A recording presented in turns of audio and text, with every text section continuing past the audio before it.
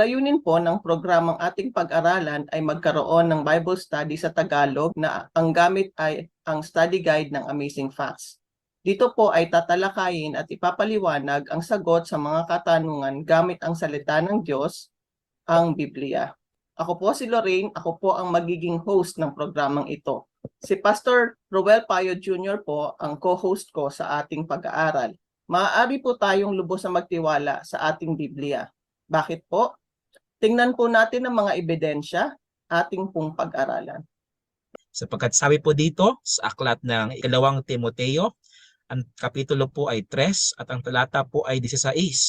Ay akin pong babasahin.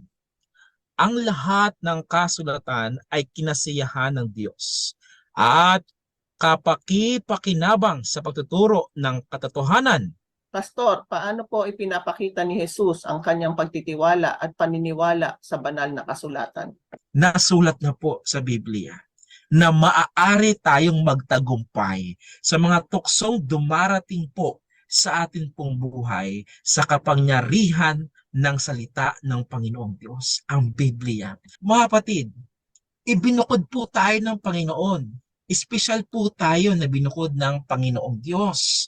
Sa pamamagitan po ng katotohanan, sa pamamagitan po ng kanyang salita, kasi ang salita po ng Panginoong Diyos ay katotohanan. Mga kapatid, isa lang po ang point nito.